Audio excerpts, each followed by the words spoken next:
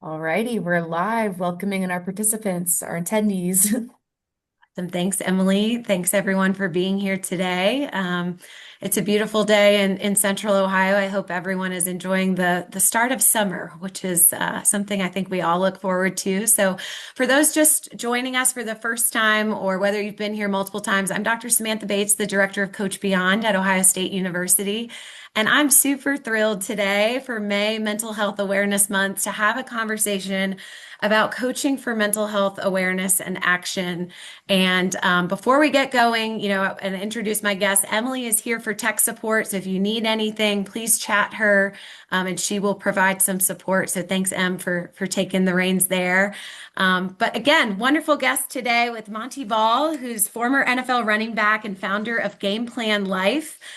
Former standout, right, at the University of Wisconsin, and now has been drawing on his experience as both an elite athlete and now mental health advocate.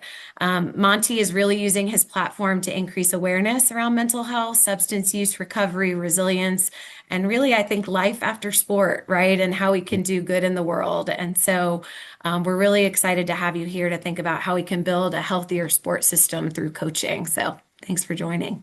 Yeah, no, excited to be here. Thank you for having me. This is awesome. Awesome. Yeah. And then our another esteemed guest is Carly Silverstein, and she is a mental health and performance therapist, as well as a co-founder of the Stigma.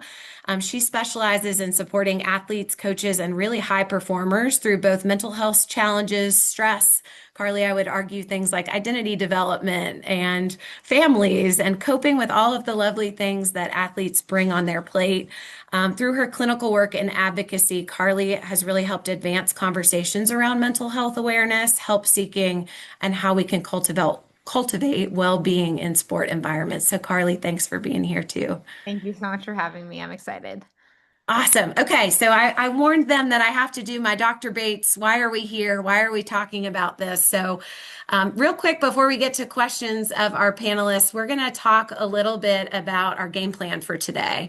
And so, my questions for Montee and Carly are really going to be around how we can kind of increase awareness, right? How we can think about athletes' needs and what they're dealing with. What are some kind of practical strategies that either Montee you experienced or Carly we're seeing working, right, when it comes to coaching? And then just what are our resources, right? And how can we build sort of healthier sport communities for young people, whether it be elite athletes or our young people in the sport system? So that's what we're gonna try to cover. But given we named this webinar sort of awareness and action, at Coach Beyond, we wanted to make sure we set the stage, right? So why are we talking in May about mental health awareness? And the data are really kind of showing a story in and among themselves where we're seeing about 4 out of 10 young people who are reporting feeling persistently sad or hopeless. 1 in 5, right? We always talk about this kind of as like the point guard on the basketball team. 1 in 5 of those folks starting on the basketball team have seriously considered attempting suicide. And then we're also seeing this sort of rise as newfound stresses with being great in the classroom and at sport are impacting our young people. So recent data show that 91% of high school student athletes feel like they're experiencing high levels of stress related to sport. And as a clinician myself and Montee as an advocate, we know now that athletes are not immune to these stressors, that the data really show that athletes are experiencing these challenges at the same prevalence and perhaps in a more highly stigmatized environment. So we do want to set kind of the framing for that when we talk about sort of athlete well-being. So why coaching? Here's the beauty in what we all know about coaches. Coaches care about athletes. And really, what the data show us from Coach Beyond, this is our most recent Ohio coach survey of over 6,000 coaches. 95% of coaches agree or strongly agree that supporting the mental health of their athletes is part of their job. So they believe that. And then we see the trends sort of look a little differently, though, but they don't feel super confident there. And they really want more access to resources and trainings. And I think that speaks to why our audience joined us today. So super glad to have such a great turnout. The signs and symptoms, we're going to go through and provide resources, but I think it's important to talk about kind of the big three, right? So we see depression, anxiety, and suicidal ideation across different sports. And we know that they're showing up in our young people's behaviors, how they're feeling, their thoughts. And then, of course, as coaches, we can be thinking about physical signs and symptoms that we might see. So Emily's dropped a handout that we use to kind of build awareness around the signs and symptoms that often we catch student athletes experiencing, for just another resource to build our awareness and toolkit today. And Carly and Montee are going to add in way more than this handout. Only two more slides, y'all. Hang in. When we think about action and impact, Montee, I know you're advocating across the country around training more coaches in mental health, and Carly has been engaged in, clinical practice where she's seen how healthy environments created by coaches support better mental health outcomes. But at Coach Beyond, we've been studying this now for 5 years, and we do know coaches who receive training in mental health feel more confident addressing signs and symptoms, knowing what to do. They themselves experience lower stress and burnout, which is great for taking care of the coach because they feel more equipped. They feel greater satisfaction in their jobs. And also, we have a fun, hey, can I still focus on winning and high performance, right, Carly? Because people care. Montee was a elite performer. We still want to win. Being trained in mental health can also help your team's overall success, which is really important, I think, when we talk honestly about our reasons for coaching and sport. And here's just some of our data that we found on the impact of training. So on the first slide, you can see that coaches trained in mental health feel significantly more confident over the course of a season referring athletes to support, which is great for help seeking. And that student athletes, that second graph is actually kids' perceptions of the environment getting better when they have a coach trained in mental health. It becomes more autonomy supportive. I support you and your voice and your choice and you as a person versus just maybe that athlete. So these are kind of all of the things that we know. Other things that we are finding in our literature are that peers can be helpful. Administrators being supportive, right, really matter for coaching, for action, and mental health. But let's get Dr. Bates to shut up and let's get to the stars of the show. Does that sound good?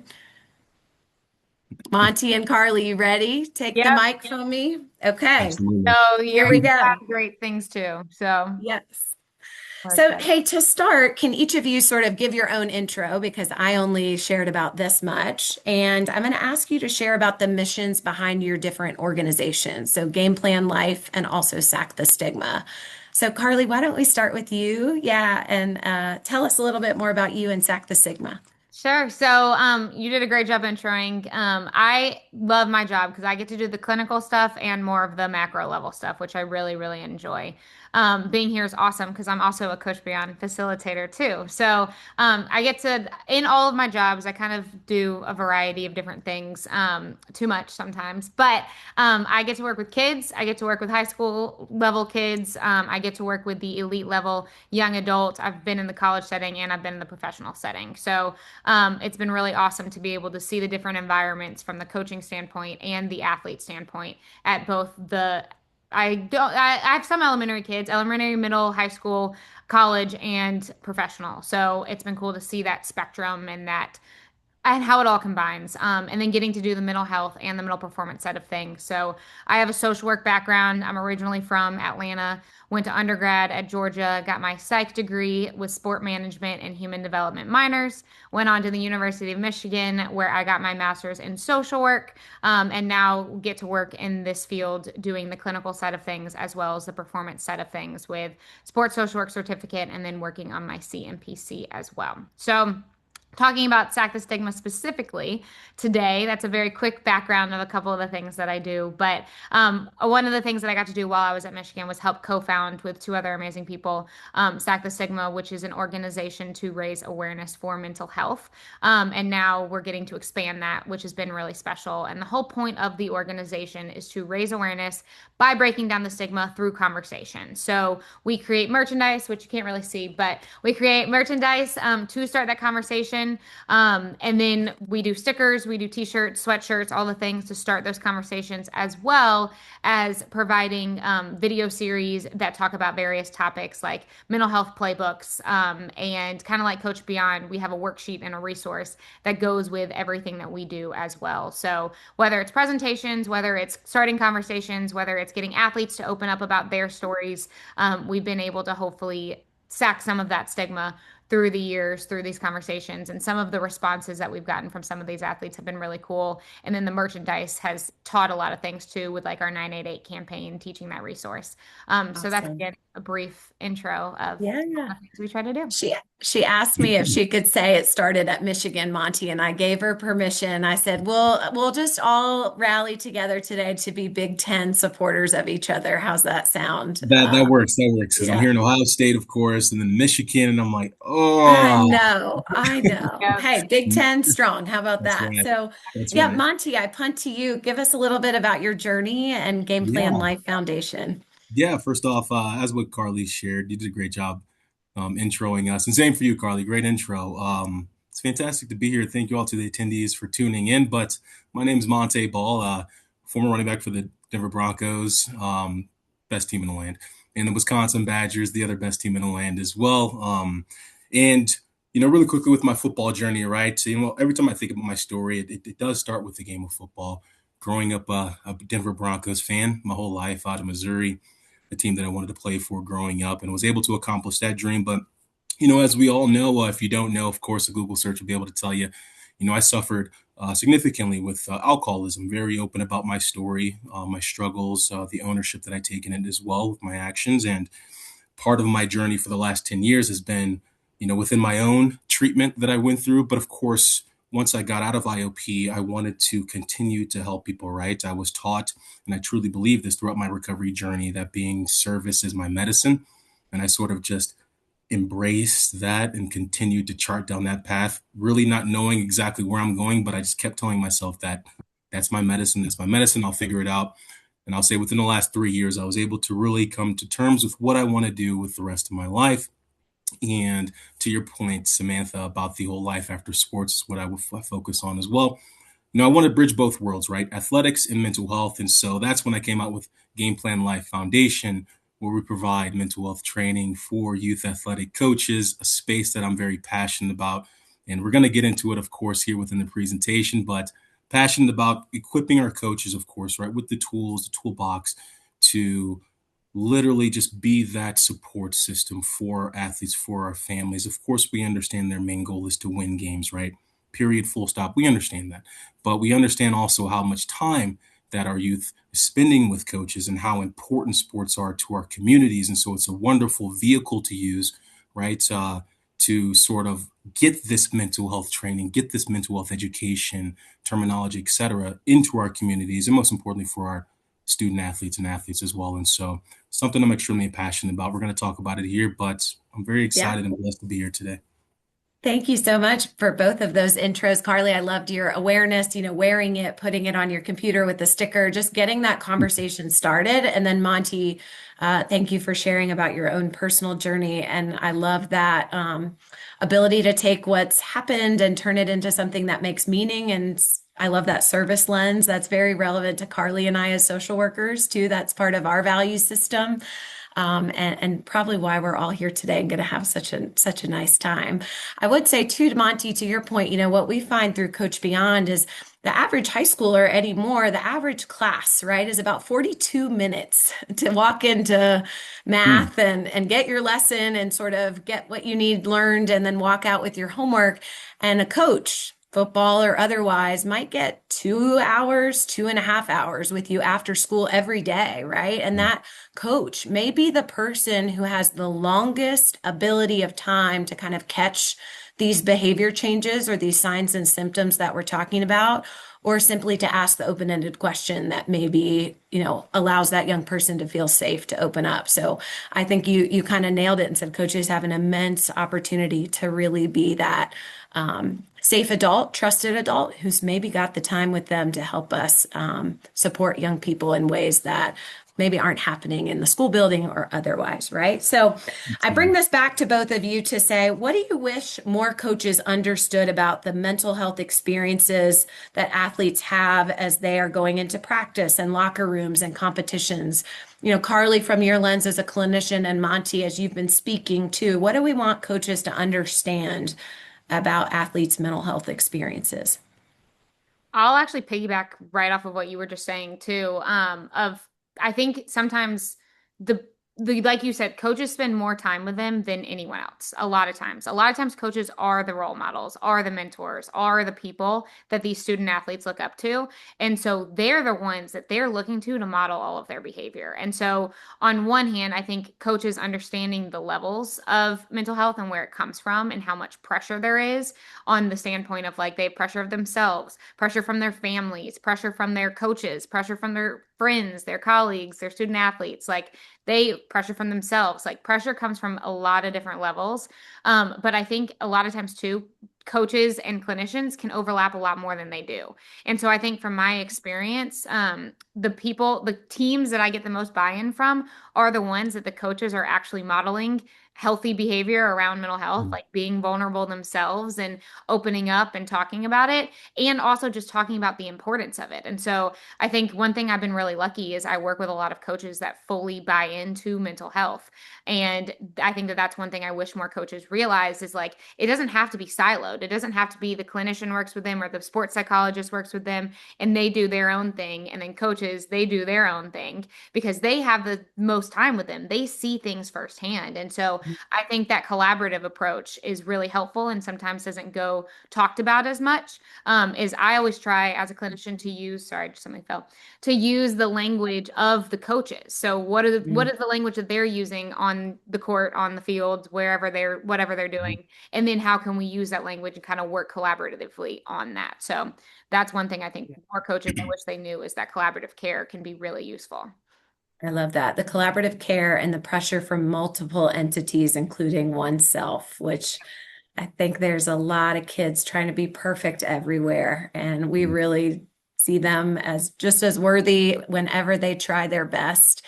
And so, again, that collaborative message of like effort is what we're looking for, not perfection, right? So, love that. Montee, what do you think? What do you Yeah, wish more coaches understood about the mental health experiences of athletes?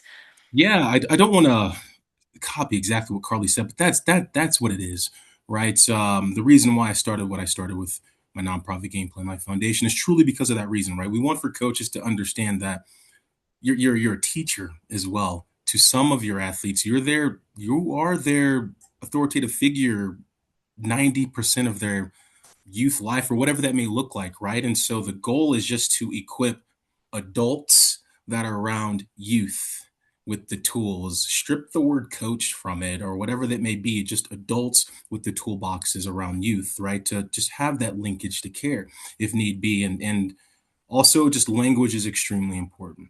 The communication styles, right, of understanding how to ask the appropriate questions, when to ask them, and then of course what comes next from that. Yes, we understand, of course, the main goal is to win, but some of the best teams that I've been on are some of the best teams in all of football.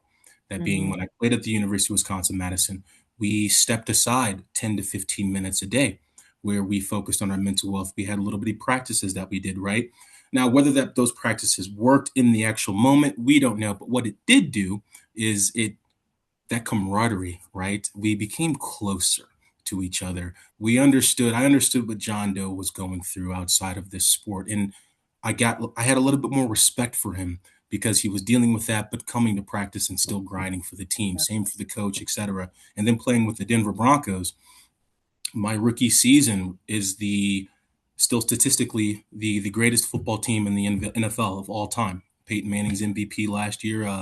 And long story short, we did the same thing. We carved out 10 to 15 minutes every single day to talk about our feelings, to talk about what's going on. And that just literally just brought us so much closer together. And so that's my message, right? I just want for coaches to understand that those spaces need to be created and you can win more games if you do that. Yeah, I think those are such good tidbits. It makes me think about the marbles in the jar, those 10 or 15 minutes where we learn about each other and we don't judge and we just, share something that we want you to keep confidential or know about me. And it's marbles in each other's jars. And those teams where athletes all have a lot of marbles in each other's Mm, jar represents high trust, which creates environments where you can be vulnerable and take risks and also, show up as you are and feel supported. And so I think, Montee, you were kind of saying those environments existed when those 10 or 15 minutes were carved out. We were able to share. They held it for me, and then we were able to kind of come back and perform as a team. I've been reflecting on this question, and I get a lot of, what is mental health and what is not mental health, right? And I've had to really refine this message for coaches over time where they'll say like, oh, they've got an AP test. Like, oh, come on, like in my day, that we all had to have hard things and these different things. But I'll often say to coaches, that's not your barometer of if that would be stressful for you. It's that young person's barometer of whether this is the most stress and new things that they've ever done or faced, right? And so oftentimes I'll kind of ask them to ask their athletes things like, have you ever experienced this level of stress or overwhelm before, right? And if a young person says no, we may be closer to a mental health concern because that's showing they may not have the tools to be able to cope with it. And so while one young person, it may be just that AP math class, and it's really sending them into high levels of stress they've never dealt with before. And you may have another young person who the parents are getting divorced. They are also got a stressful class and they just went through a breakup and they have tools. They're navigating. It's not quite the most stressful, but again, it's every child's barometer. And so we need to think about mental health as unique to an individual and whether or not they have the tools to cope with the demands that are happening in their environment. So that's something I wish and I've refined over time as a clinician. And Carly, I see you nodding, and Montee too, that we also have to individualize mental health and not make it mhm. this blanket statement, and really assess where each child is and what their tools are to cope with the different demands in their environment. But to Montee's point, we have to know what those demands are, and we have to know our athletes to be able to get at those. So I think those were amazing tidbits. Okay, moving on. So as we saw from some of the data I put up, many coaches want to help. They see mental health as part of their role, but they feel unsure or unprepared. What do you think are some of the ways that coaches can look for early signs or engage in those early conversations to potentially be better at supporting student athlete mental health? Yeah. Yeah, I'll kick it off. I think I think honestly, just being able to create that space. I think that literally that's the autonomy that the coach has, right? Within their day, they're mapping out where the players are going to be at this time or that time or what have you. I truly believe what they need to do is carve out X amount of time per day to have, these safe spaces, to have this communication, with their athletes. I think it's extremely important. And I think when you talk about from the performance standpoint, right, I don't want to, of course, go back and say what I already said, but some of the best teams in sports, whatever sports you want to think of, they focused on this stuff. We can go back to the Bulls in the 90s where they carved out time for yoga. They carved out time for their mental health. Phil Jackson made sure that they did that, right? And of course, that's one of the greatest runs in basketball, in the NBA, right? And I use that as an example because I really want for coaches to hone in on that. It is up to you to create these safe spaces to figure out what else you're going to provide for your athletes as opposed to just get out there on the field, run the X's and O's, of course, that are required for the sport, which is important. But there is data out there to support that if you are to carve out time for their minds, an awesome thing that can come about that is your team can perform a lot better. And so I think that just a straight out answer, coaches really need to do that. They need to set aside time to focus on their players' mental health, I open up think those that's doors. Yeah, that's such a good practical thing to do, right? Is like, hey, 10 minutes, be explicit about it. This is for our mental health. This is for our well-being. And hey, great teams do this, right? It's so practical. And Carly, I bet you could jump on too and say what those 10 minutes could look like. Like, give us some good recommendations. I'm gonna have you two play off each other I as like it experts though. here. I'm the Yeah. practical framework. I'm gonna be I like, never want Carly, to speak new question. definitions.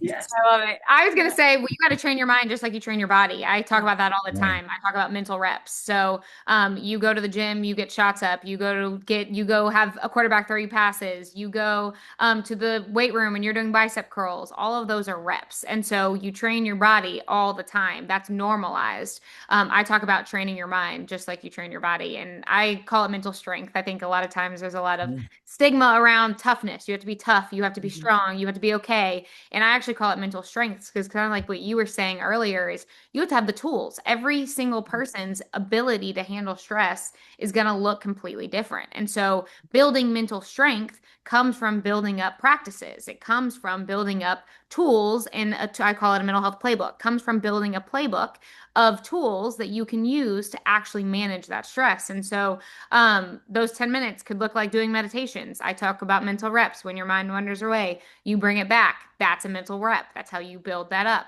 I talk about confident actions. How do we practice confident actions? I say all the time, like the actions of confidence come first, the feelings of confidence come later. And so being able to act confident and practice those confident actions are really important. You can't control what happens to you, but you can control how you respond to it. So again, learning those skills of what are those actions actually going to look like? How do you respond in the tools? And something I think just is important in general is you can tell someone to calm down. You can tell someone don't stress. And I'll probably talk about this again later, but they have to know what that actually means. Like when I'm stressed and someone's like, Carly, you're just stressed, you're calm down. I'm like, okay, like that doesn't do anything in the moment. And so being able to actually teach those tools and what that actually looks like is important. And then going into what signs and symptoms to look for in these student athletes, getting to know your athletes is so important. So those 10 minutes could also look like learning those individuals because every individual is going to be different.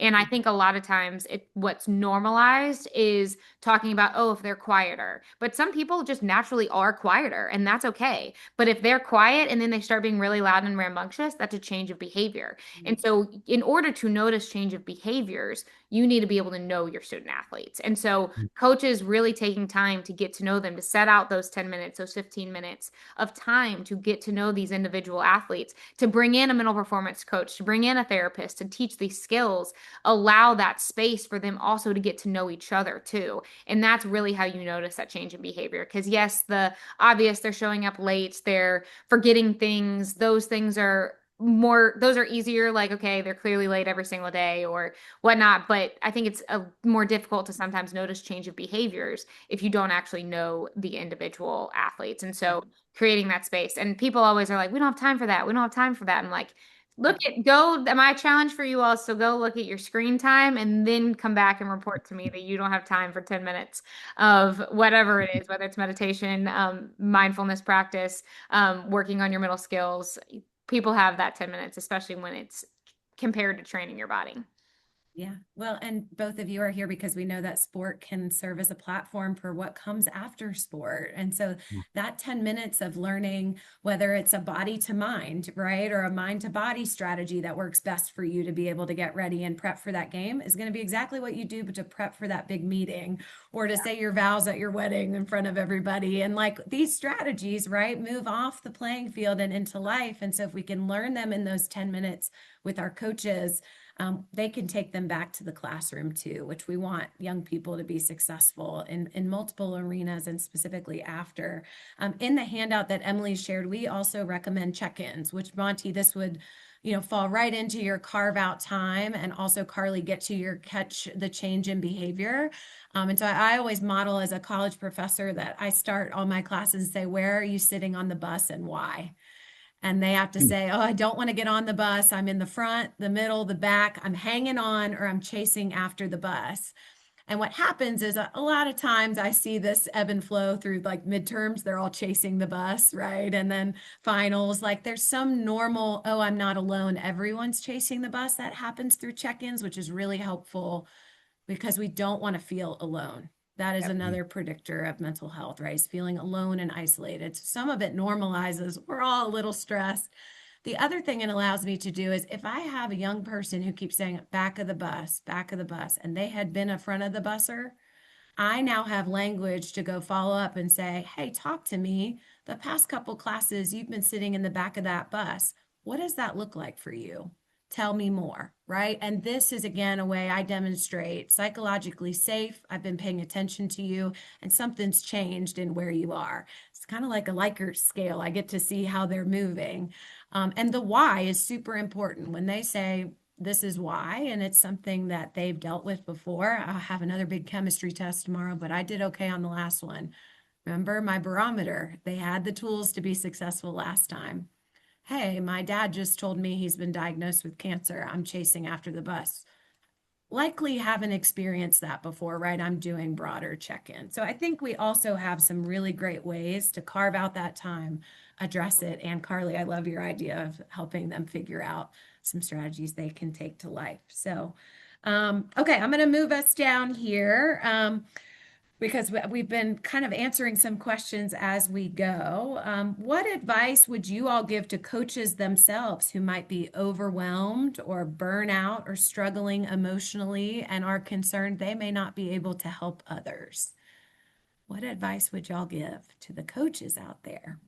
I think that it's hard to, and I can say this, I'm sure every single person on this call has understood this at some point in their lives. Like, you can't help others if you can't take care of yourself. And so I think normalize, again, you are there, you're modeling that behavior. So if you push everything down and pretend like everything doesn't exist, and then things are coming out in ways that you don't necessarily want them to, that's telling your kids, hey, just ignore your mental health. I might be telling you to focus on your mental health, but if I'm not modeling that, what does that actually look like? And so I think that that's one thing for coaches is it's okay for you, especially at the youth level. It's okay for you to be like, you know what? Like, let's have a fun practice today. Like, things have been Mhm. really hard lately. Like, let's make a change. Let's have some fun, because having fun that's a Coach Beyond thing too. Having fun actually leads to higher performance as well. So let's have fun. Or hey, it's okay to be vulnerable and to be able to say, like, you don't have to tell them everything going on in your life, but it's okay to be like, hey, there's a lot going on at home. I'm dealing with some family things, or I'm having a new kid, or I'm going through this. Like, it's okay to be open and honest. And I haven't been sleeping, or whatever it may be, with these individuals, because that actually helps them connect to you a little bit more too.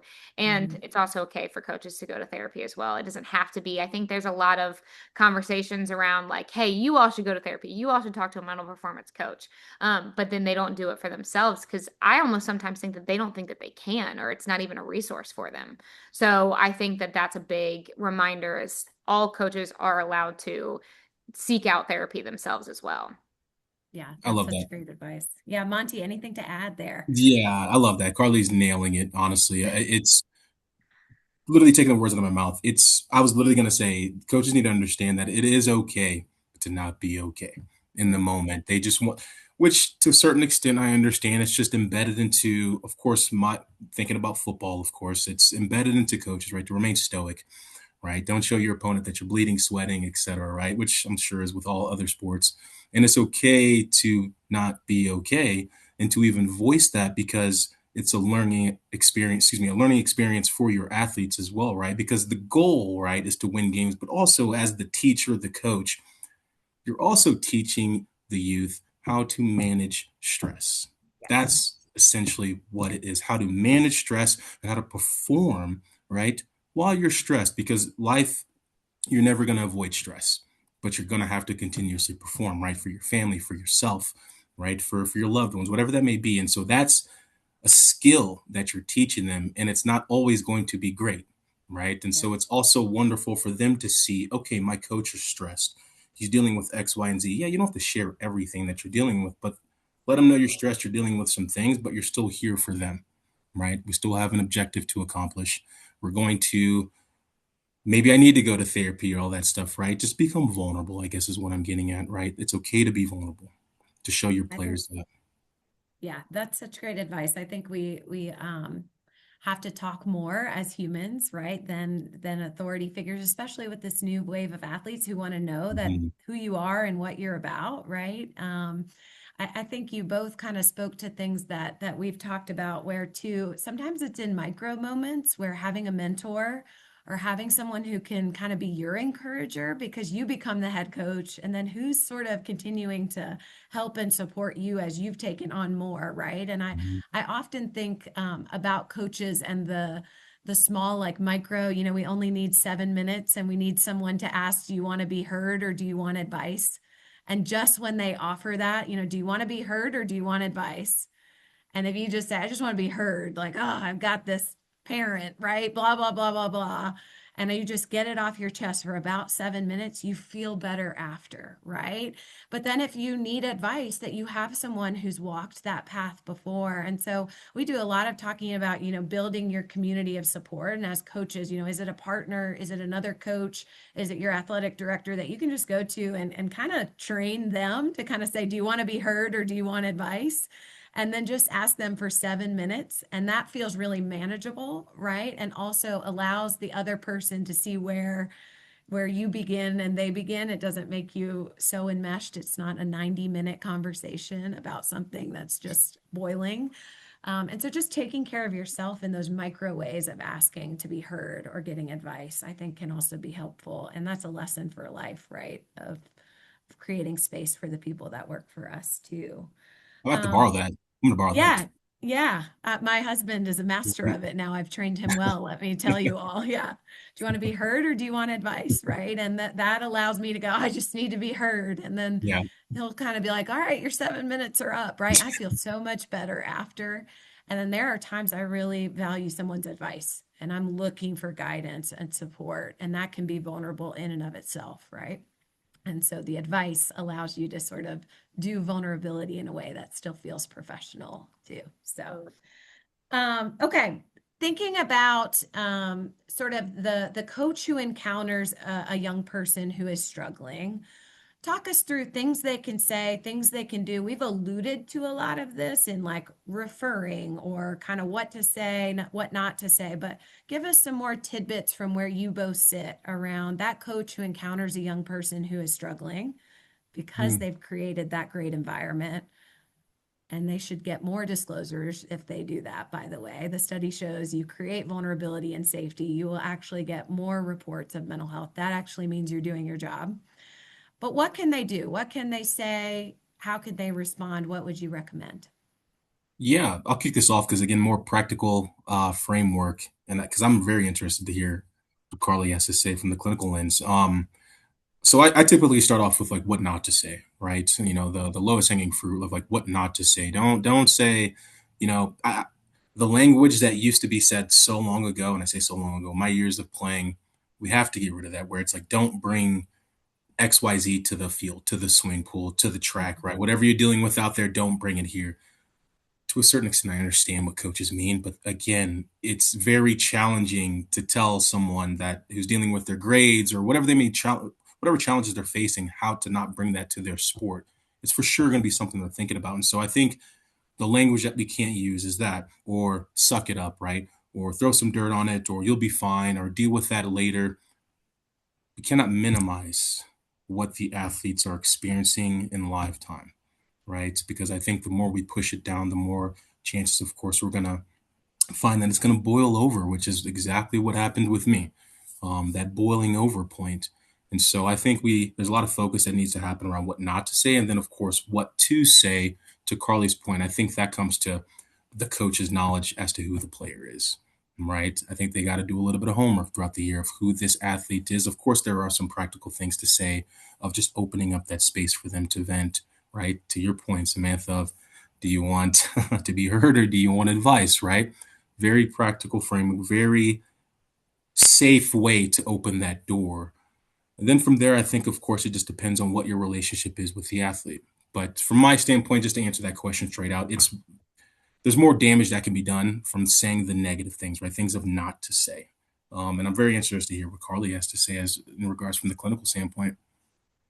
I think you said that perfectly. I'm so glad that you said that because the first thing that you said is exactly one of the first thing I was going to touch on too of like don't just say like just leave it at the door when you cross Mhm. this like so many coaches but so many players also say that of like when I'm on the court when I'm on the field the world like nothing else matters anymore. Yeah. Then when I start having deeper conversations with them is I'm like is that actually how you feel and they're like No, but that's what it's supposed to be. And so I'm so, so, so glad that you said that. You said that so perfectly. Coming from a former professional athlete who grew up in sports, like that's not realistic. If I tell you all, don't think of an elephant, what are you immediately going to do? Think of an elephant. Relevant. Okay. So many coaches are like, just forget about it. And they mean well. Like, that's the thing. Most of the time, they're like, it's okay. Like, just forget about the play. Just forget about that shot. Just forget about that drop pass. Just forget about that play, whatever it is. Like, they say it and they mean well. Like, just forget about it. But it's like, if you tell me just forget about something, that's all I'm thinking about because unless I have the tools to actually just forget about it, it's really hard to do that. And so, one of the things, coming back to that, you touched on this earlier too, of the vulnerability that leads to more conversations. I always say vulnerability saves lives because it does. Like you are breaking down those walls and starting those conversations. And because somebody feels safe, that's what allows them to then seek that help. That's what allows them to be heard.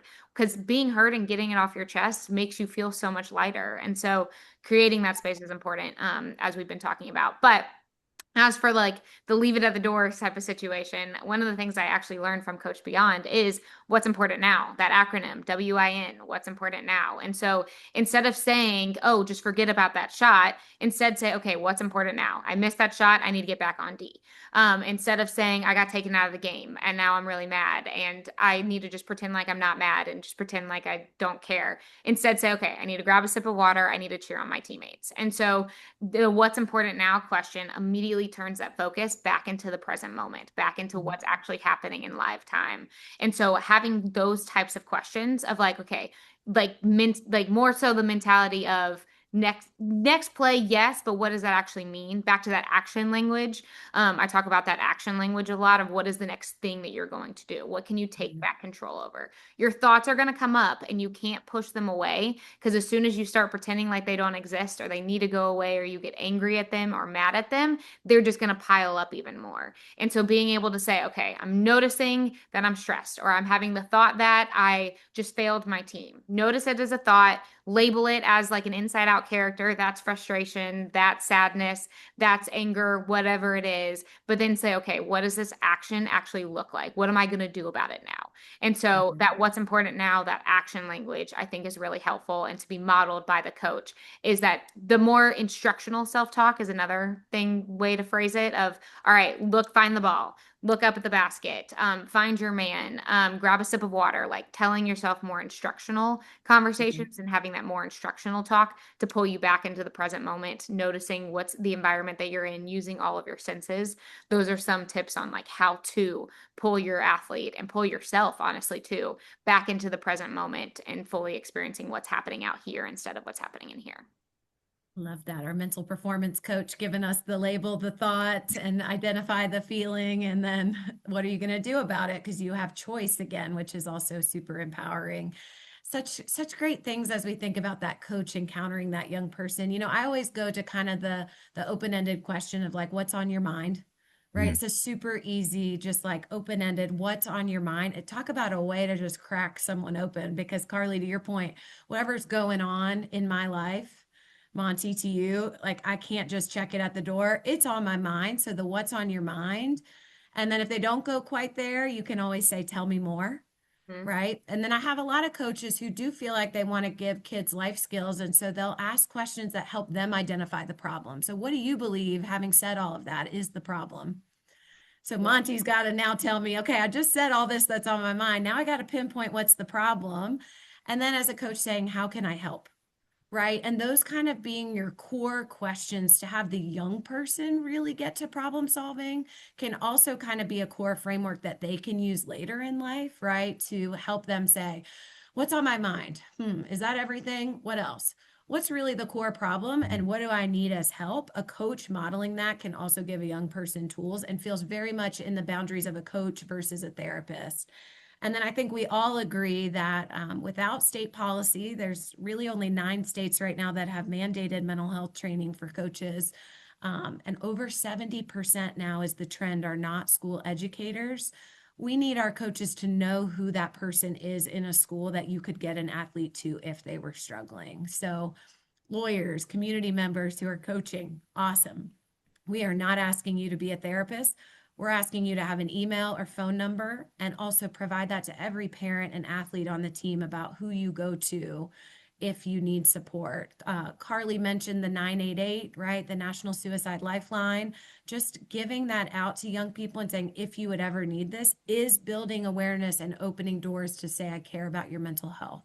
So I think these are small actions that coaches can take, and we all kind of feel like is some of the advocacy that we're all doing to say, if you can't be trained or your state doesn't have policy that requires it, hey, know who that person is to refer to. Because we don't need you to be a therapist. We need you to be a caring, trusted adult, right, for that young person. So, Exactly. okay, one last question as we close. What resources, organizations, or trainings come top of mind that you would recommend for our coaches on the call to check out? Give us one or two. Coach Beyond. Yeah.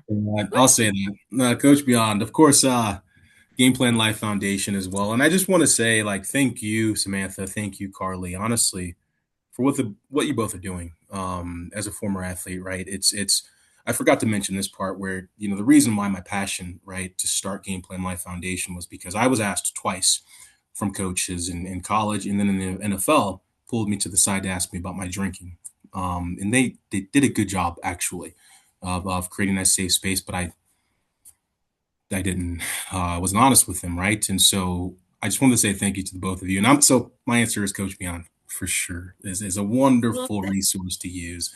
Uh, well, that's why we've got you here is you're part of the team and all of us are doing awareness and advocacy and we are on the same team. It is going to take right. all of us.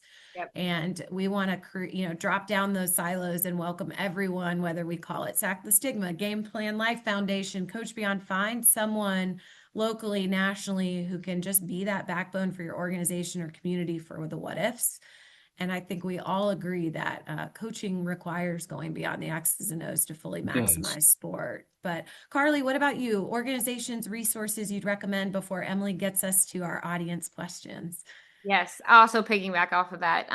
Thank you, Montee, for opening up about your story because I think that that unto itself is a resource. Like hearing the true story from the athlete themselves breaks down so many walls and so many barriers, far more than I think me or Dr. Samantha can even do. So that is really special and really impactful. I think far more than you even realize. And then piggybacking off of that too, just a bonus to coaches of why this is also important is your physical health is also impacted by your mental health. So your Mm. kids are actually more likely to have injuries and long-term health issues if they aren't talking about their mental health. So that's just another like, why is this really so important? And speaking their language of like injuries and the physical side of things, they do completely overlap and are intertwined. But in terms of resources, again, Coach Beyond, I can't say that enough. But with that being said, Sack the Stigma has some resources. I'd be more than happy to send out to anyone who's interested in looking into those, whether it's our videos or our handouts. And then Helinski's Hope is another one that comes to mind. They do some incredible mental health trainings, and then they have a lot of trainings online too that are all about sharing their stories. They lost their son to suicide and have been huge role models in my life ever since I met them. And they do some incredible, incredible work. So those are two that come to mind as Yeah. well. I'll also throw in there as Amazing. well mental health first aid training as well. Yes. It's Yes. 6 to 7 hour course. It's good. I just got mine like 2 or 3 weeks ago. So yeah, if the coach is on here, check that out as well. And then just go to YouTube or Google or something and just check out what I mentioned earlier, just about some of these teams that carved out the time, right, for that, and just watch how, which of course in hindsight, we know how those teams did, but again, it was very important for these teams to carve out that time, that space for their athletes, for their mental health, and their performance shot through the roof. Awesome. Well, and we're going to share out some resources after we are for everybody who registered and those who registered but couldn't attend and wanted to get the recording. We have a free 20-minute mental health 101 Coach Beyond training. It's fully online. It's really digestible. You can kind of go through signs and symptoms and then you can watch a coach, spoiler alert, it's me acting as the coach, but a coach who's actually sitting with a young person in crisis and how that's navigated. And we make you see a bad response and a good response, and you play a little game of who hit the home run and who struck out. And engaging. We also have a 1 hour supporting student athlete mental health that's $10. That is the approved one in Ohio per our amazing state policy, where every school-based coach in Ohio needs to be trained in mental health. And we hope that if you haven't taken it, that's required every 3 to 4 years in Ohio. You could find different providers every 3 to 4 years that you consider Coach Beyond. And then we'll send out any information that you two would like us to get to our broader audience. Please pass that along after today, and we'll be sure to share along with the handout that we shared. But just grateful. So Emily, take us away to any questions from the audience. Audience, if you haven't submitted your questions, let's give these two a doozy here. Let's send them out with a tough one. Yeah, we've What got do we some got? great ones here in the chat so far. So we know that a lot of our coaches who joined us today are really bought into this message about mental health and how we can help support our athletes. But how would you suggest boosting more buy-in, maybe for the coaches who have a more traditional coaching style is how this question is phrased, but really the coaches who are kind of just doing the minimum required for mental health support and services? How can we help bring them along to help them buy into this message of mental health, importance of it and well-being for their athletes? Again, I don't want to sound like a broken record here, but I truly, I think when we talk about these traditional coaches, right?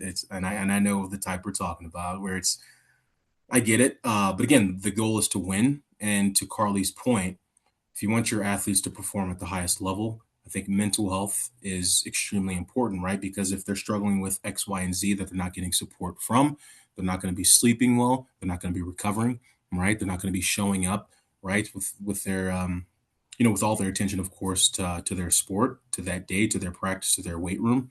And so I would lean into Dr. Samantha Bates. I would lean into all of these folks, right, that are doing the work, that are providing this Coach Beyond, that are providing these workshops that you can get this knowledge from, right, to better help your athletes, to better help your team.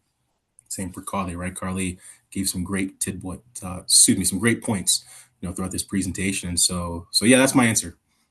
Yeah, and I think to piggyback off that too, my first question is like, what would it hurt, right? Like you don't have to fully believe in it, but then it definitely is not going to hurt anything.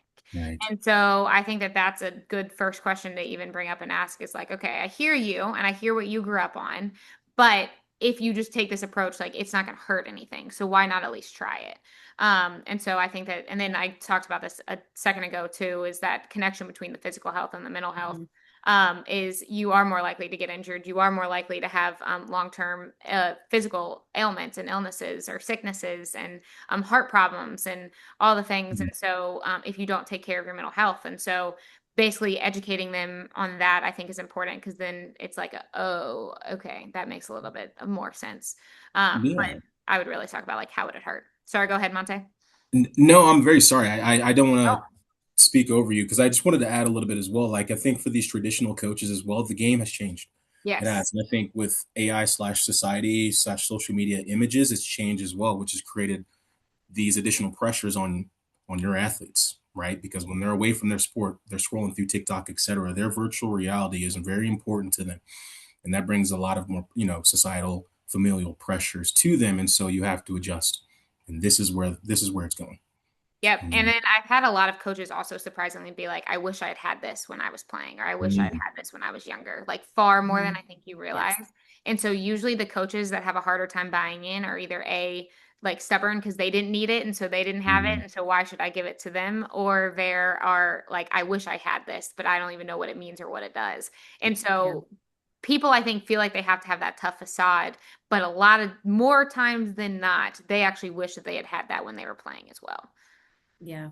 I would just add into both of you amazing answers. I think this is exactly why we're here, is it's going to take former athletes like Montee on here talking about it. It's going to take administrators saying this is a part of your job as a coach and putting it in your evaluation. It's going to take peer coaches calling out and saying that's not how we're doing things anymore. It's going to take all of us, destigmatizing it and saying this is a normal part of your job and we're not asking you to be a therapist. I get that a lot in our trainings. Hey, whoa, I don't think that's my job to be a doctor. And I'll say, it's not. it's your job to care about that young person. And if you see something, you say something, right? And so I think it's going to take the advocacy that's happening in Colorado and California also to change policy and say, hey, this is a part, just like cardiac arrest and CPR. You got to know a little bit about mental health because we want to care for the whole athlete. And so I do think today really represents the clinicians, the former athletes, the universities, all coming together and saying, we're going to come at it from bottom up and top down. We're going to address policy, but we're also going to empower that next generation to make coaching about mental health the tradition. Like my immediate reaction to Emily's question was, we're going to make that the new tradition. Is Right. caring for an athlete's mental health is what we do. And so hopefully we can bring those folks along. And naturally the 20% that don't want to come will find something else to maybe do. But I think based on our data, 95% of coaches really see it as their role. We just can do more to support them in it. Good question. Give us one more. I love that. Thank you all for that amazing answers that you provided. Our last question here for today is going back to the WIN method, the what's important now. How do you suggest using that with athletes maybe who are neurodivergent or have ADHD and are really kind of jumping ahead and thinking about the next 10 important steps? How do you kind of help use these tools to ground athletes in their neurodivergence or whatever else they may be experiencing in that moment? It's a great question. I think consistency is one piece that's really huge, like teaching that over time. I think that in general, when it's quick hit, when it just you do it once and you only do it when you're stressed, it's not going to work very well. But if you teach it as a skill that they use in school and a skill that they use in and practice and a skill they use in all areas of their life, they start to train their brain to be able to do that a little bit more. And so it's more difficult for them, but if they build it up as a skill and build it up as a practice, then they're able to notice when their mind wanders away and bring it back a little bit quicker. For people who are more neurodivergent, it's their mind is always wandering in a million different things to the point where they don't always actually realize that their mind is wandering. And so teaching them skills and working with them to help them notice when their mind is focused on something else could be really helpful. Something I'll have sometimes people do is I'll have them set random timers on their phone. And when that timer goes off, notice what your attention is on. Is it on what it's supposed to be on, or is it on something else? And so building up that awareness and that self-awareness of where is my attention and where is my focus going is really important. And what's important now, or I'm having the thought that, or I'm noticing those types of skills help build up that self-awareness and help. You might have to do it. Some people might do it like 3 times and they're okay. And then some people, I'll be the first to admit, might need to do it like 100 times in a day. And that helps bring them back because my brain is always wondering on a million different things. And so building that as a skill and practicing it over and over and over again, not just when you're in your most stressful states, and just starting to have more self-awareness of what pulls your attention away. Because what's predictable is manageable. If you can predict that this topic is going to pull your attention away, you can build up skills on how to manage that. And kind of like what Montee was saying earlier, this generation, they have attention spans. Our attention spans are so much worse because of TikTok and scrolling and all the things. And so, again, teaching those skills that are over time is going to be really helpful. I hope that answers the question. Dr. Samantha, where did you All find right. Carly? It's a I rock know. star. She's great. Thank you. I know. Hey, I would add on that one and just say, there are coaches out there who might get overwhelmed by that athlete, right? Having, disclosed something or saying I'm neurodivergent in these ways, and these are the ways it shows up. I think a great question I would even ask it when I was doing therapy was like, what have you seen work for you in the past? And often a high school or middle school young person can think about what helps them get through math or English, and then can be adapted and adjusted to the sports field or the hockey rink or wherever you are. So I do think it's important sometimes to ask what they've seen work in the past. That's a great question for parents too. What have you seen work for your kiddo before in the past? I think school is a good resource. Again, as 70% aren't working in the schools, maybe these young people have 504 plans or IEPs, and there's a way they ask for a break at school, and they could implement that on the field, right? And that could be a great way that you as a coach help them cope and then also help them be successful. And again, the last thing I would add is maybe they do better with a body to mind strategy, a breathing, a grounding your feet into the ground, fidget, something that could be more physical versus maybe mental could be a good strategy there. So I think we have to just meet our kiddos where they are, think about the resources, and then help the young person as much as you can as a coach, and just listening and learning can be a good starting place too. Montee, anything to add there? Honestly, no. It's Okay. just no, truly, I really mean this. It's such an honor, right? Just to sit in the space with the both of you. Because of course, what you all have created is the gold standard, and I'll say that. And we need more athletes, of course, to step into this space and to provide this as a resource. But again, striving to be Coach Beyond, and so it's an honor to partner with the both of you. Yeah, we're so grateful to have you here, both as, clinicians, former athletes, advocates, and again in the building of awareness and advocacy and action with us across the US from all your different touch points. So Emily's going to put up our evaluation today because we're right here at 1 p.m. And so if you've joined us and would like to get a CEU for listening in, we'd love to hear how we did, what you learned and took away. And then Emily will hopefully in the next couple days be able to process out. For many of you, if you're working in a school or an organization, these can be submitted to your local CEU office. If you need anything else from us, please reach back out. But thank you to Carly and Montee for every tidbit today, your time, getting on with us for this Lunch and Learn. And we can't wait to share this out more broadly with our Coach Beyond community. And so thank you both. And Thank thanks you. everyone for joining this afternoon. We're going to stick around. If you need us, here's our website and our email. We have tons of resources. We will send those out as well after the webinar. My group stay on, but M's going to click unrecord and we'll be all set. Shout out to Emily too. Emily, Thank thank you all so much. you. Good work.